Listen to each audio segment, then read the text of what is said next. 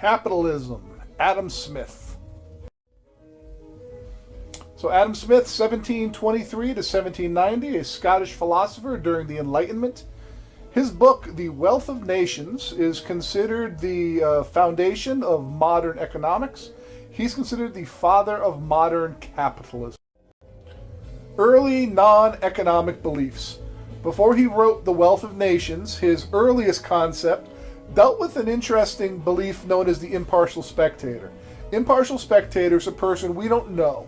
He said that we as individuals, we want their approval, these impartial spectators. We have a natural desire to have outside observers, people we don't know who might be watching us in the town square or as we walk across the field. We have a desire to always have our behavior be approved by others. His theory said the act of observing others makes people aware of the morality of their own behavior. In other words, by watching others, we realize if what we're doing is observed to be good or bad.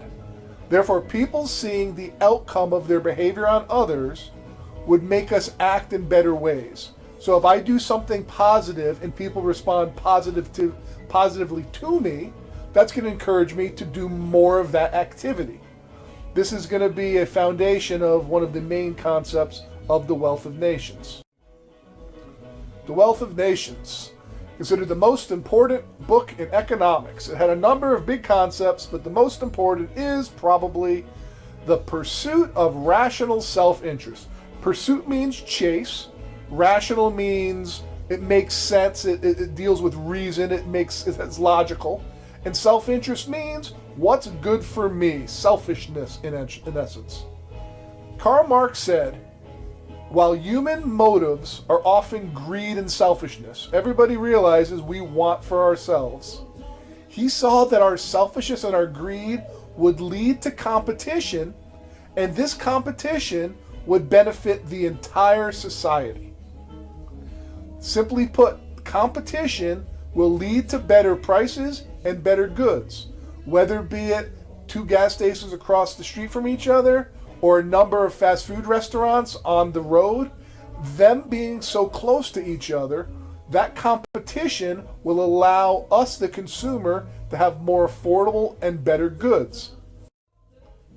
It is not from the benevolence, that means the good, of the butcher, the brewer, or the baker that we expect our dinner, but from their regard to their own interests. Now, what does this mean? Well, the butcher, the baker, and the brewer, the person who makes food for us at a restaurant, are they doing it because they really like us and they hope we have a nutritious meal? Or are they doing that because they want to make money for their family? While obviously people in business want to help others oftentimes, ultimately business is done for selfishness. We want to make profit. The only reason that a business is active is to make a profit. So for self-interest or selfishness, that will move us forward. The pursuit of rational self-interest. Businesses want to make the most money possible. Everybody does. But when businesses want to make the most money possible, they're going to try to make the best quality goods so that the public wants that. And as more and more businesses try to make the best quality goods, their competition will result ultimately in better goods for everybody. As a result, people acting in their own self-interest to be selfish, to make more money, society will improve as a whole. We'll have better quality goods because of this competition. To build a better mousetrap. The idea of smartphones. When I first had a phone, it was a flip phone. And then at some point I got an iPhone. And I liked my iPhone. I felt special because of my iPhone. And then I saw somebody with a Galaxy. And the Galaxy had a bigger screen. And I kind of wanted a Galaxy. But then the iPhone, they made a bigger screen. And I was happy. And then the Galaxy made a bigger screen than the iPhone's bigger screen. And I was sad. This competition in trying to lure customers to buy your product will result in better products. Gordon Gekko, Wall Street. This is a film in the 1980s. Gordon Gekko, the concept of greed is good. With the slick back hair, he represented a New York businessman who engaged in hostile takeovers. They would go and buy out a business and then lay off the workers and profit. In the 1980s, business and greed and capitalism thrived. Now, Gordon Gekko is actually based on another businessman from 1980s New York who actually, you may have heard of, Donald Trump. And actually, Donald Trump appeared in the Wall Street 2 with Gordon Gekko, the man who he is made in reference. A second point of Wealth of Nations was the need for division of labor and specialization. In case you're not familiar with the concept, division of labor, each worker does one task, gets really good at that one task, specializes in that one task. You then put them on an assembly line, and the product will be made much quicker, which will result in much lower prices. Each person does one particular good, does one particular part of the production, rather. So the advantage is the business is more productive. More goods are produced, more prices, that's great for us, the consumer. The disadvantage is, do you want to be stuck there all day long, putting the little amulet on the end of the shoelace? The work is not rewarding, and ultimately, you're not doing anything creative. You are doing what ultimately will be replaced by a machine. Third part of the Wealth of Nations, private ownership of production. Private meaning individuals, not the government. The government owning everything would be public ownership. Private ownership means it's my property, it's my car, it's my lands. In capitalism, individuals, not government, own businesses, factories, machineries, farms, etc., etc. Anyone can start a business and potentially be successful and rich and try to chase that American dream. The thing that's amazing to think about is every time you see a business operating, that's somebody who decided to take a shot and go for it and go all in on a dream, on that American dream. And some businesses thrive and some businesses don't. But in capitalism, you're at least given that option. Now, in private ownership of production, if you don't own the means of production, if you're not a boss, if you didn't start the factory, well, then you're making a wage, and you're going to be able to keep that wage. It is, unfortunately, though, sink or swim. It's survival of the fittest. You can work really hard and make a lot of money and particularly swim, or you can struggle. You could stay at home watching Jerry Springer eating Fruit Loops in your underwear all day long, and you can choose to sink. We have choice. Some people can become rich, while others can become poor. Private ownership of production in capitalism gives us that opportunity to make our own economic destiny. Here's a little chart that represents the two extremes in the economic systems. On the far right, you have free market. That's where we would be more the capitalist side. And on the far left side, you have communism, which is a planned economy, meaning it's owned by the government, controlled by the government. Now, it's interesting to see where we are. We are on the right side, which means we are closer to true capitalism than communism, but we are actually a little in the middle, which is in the socialist area. Socialism, there's a joke, which most people don't understand, but the joke says, I learned in public school that socialism is bad. Well, the joke is, public school is socialism. Anything that the government helps to pay for would make it socialist. True capitalism is what's called laissez-faire. The government stays out. Well, the DMV or the post office or schools where the government is playing a role makes us not 100% capitalist, but just a little bit to the right on not on the communist side, but on the capitalist side. Here's a clever little cartoon I saw, how different groups view this. Now we'll go to the top left. In capitalism, everybody profits. That's the belief in capitalists. In the top right, capitalists, as socialists believe it, is that the rich capitalists will be robbing you of your money. On the bottom left, in socialism, everybody profits again. And on the bottom right, socialism as described by capitalists, the blue people are going to steal all their money. We must prevent them. There is a lot of fear and distrust between capitalism and socialism, and I think we will find that it continues through politics over the next however many years in America. Laissez-faire is a concept I just introduced a moment ago. It's a French phrase. It means to leave alone. True capitalism is laissez-faire, which means the government should stay out of the economy. They should let economy, the free markets, free trade, they should let businesses sink or swim. That's what laissez-faire is. Well, right now we're going through a pandemic, and our government is doing lots of things, be it payroll protection to keep small businesses alive, or bailing out maybe cruise ships or airlines. Those things, not saying they're good or bad, those things are not laissez-faire, meaning the government is getting involved. True capitalism, point number 4 under Adam Smith's Wealth of Nations, is laissez-faire. The government stays out. A free market means nobody has to tell, in the little cartoon on the bottom, nobody has to make the deal between the guy milking the cow and the guy driving the car. They can come to an agreement amongst themselves. That's what a free market means. I have a duck, you have some sneakers, do you want to trade? That's a free market. Number 5, the invisible hands. If you see a little cartoon on the left, Adam Smith, better than a central planner, the invisible hands. The economy might look like it's really chaotic and random, and especially if the government's not getting involved. But according to Adam Smith, actually, the economy will guide itself to produce exactly the right amount of goods at the right price by something called the invisible hand, how supply and demand interact. So the example is, if I decide to open up a business, and I decide I want to make lots of frilly white pirate shirts with the little frills in the front, and I make thousands and thousands of white pirate shirts because I know that's coming into style.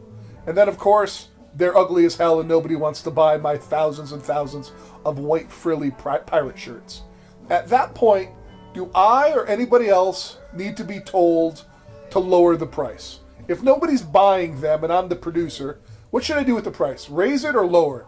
I know I need to lower it. That's an example of the invisible hand. Nobody had to tell me to lower it. Another way of saying it, let's say that everybody's trying to find a new vaccine to stop the coronavirus. There are right now over 24 different vaccines under trials. Those are 24 different businesses which are trying to end the virus, save the world, and make a profit.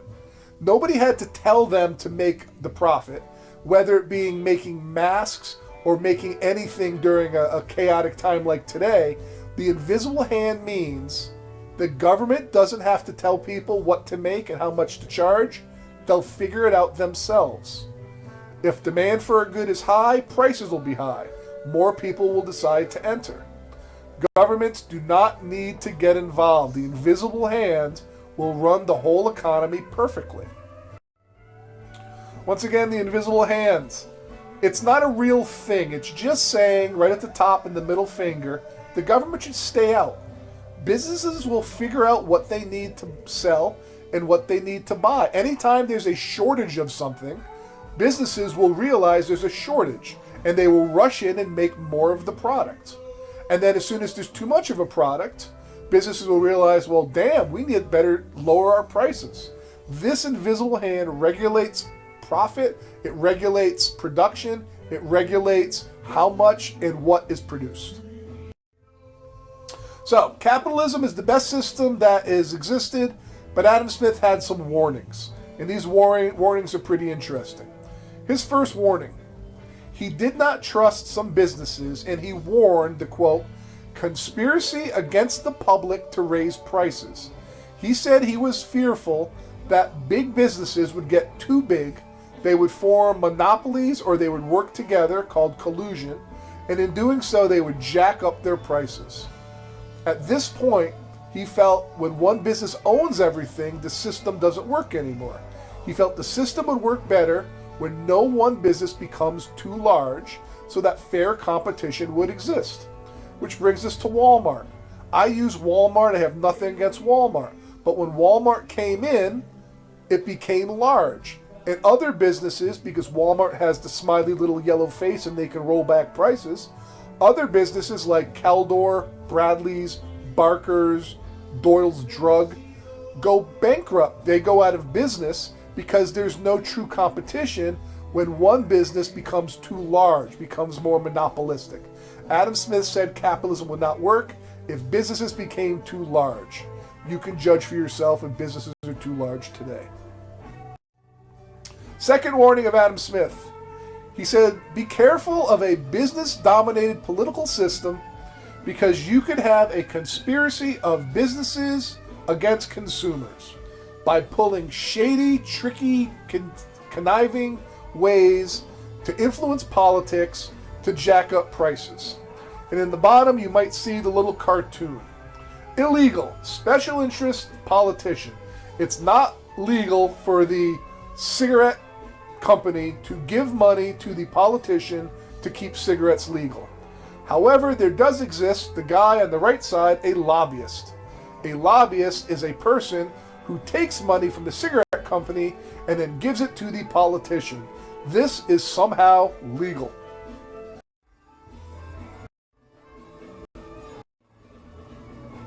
So, what are the big advantages of capitalism? Competition is one of the biggest advantages. The fact, not only for businesses but also consumers, competition allows better prices and better goods. It's great when gas stations are next door to each other because it means better prices.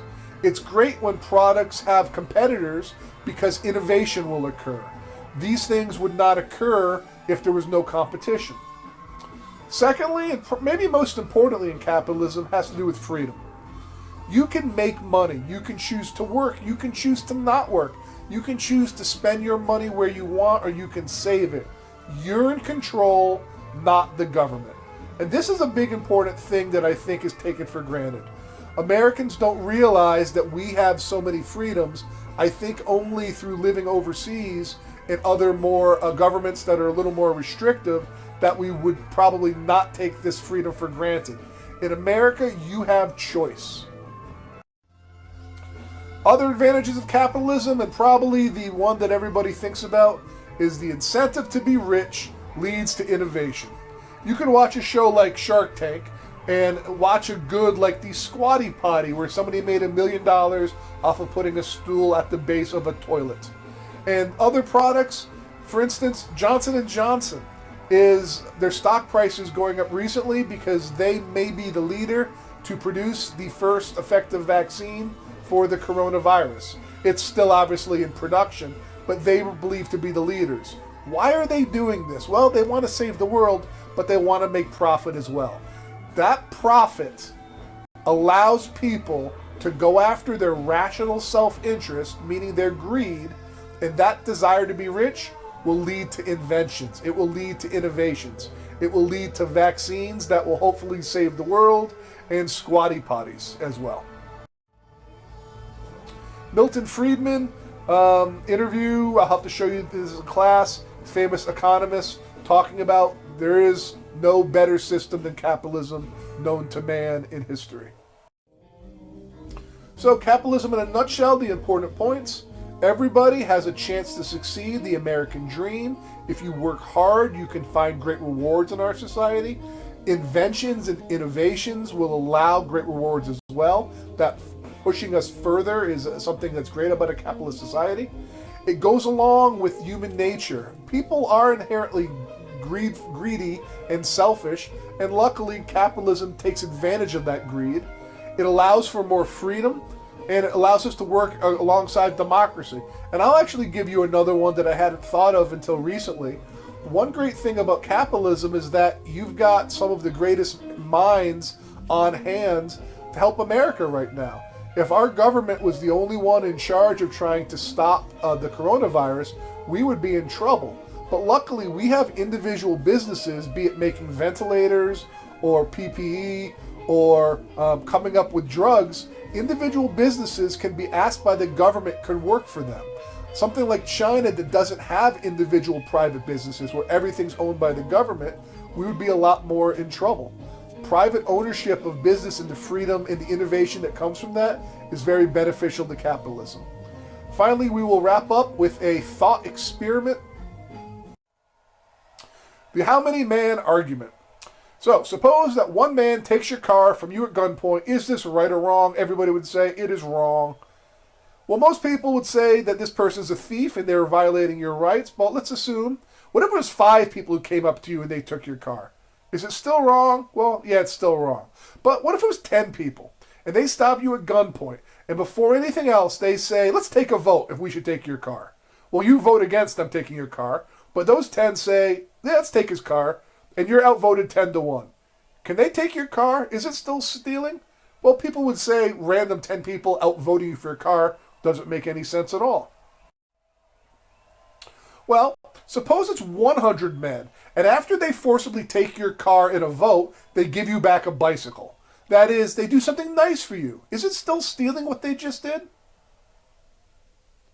Suppose this gang is now 200 people, and they not only give you back a bicycle, but they buy a bicycle for a poor person as well. Is it still wrong? Is it still stealing? These 200 people are trying to help others. How about if the gang has 1,000 people, or 10,000 people, or 1,000,000? How big does this gang have to be before it becomes okay for them to take your property without your agreement? When exactly does the immorality of theft, meaning it's wrong that stealing is occurring, become the morality of taxation? This thought experiment is trying to show, what is taxation? At what point is it okay for you to take my stuff and redistribute it to others? I hope you enjoyed the PowerPoint, and please write journals.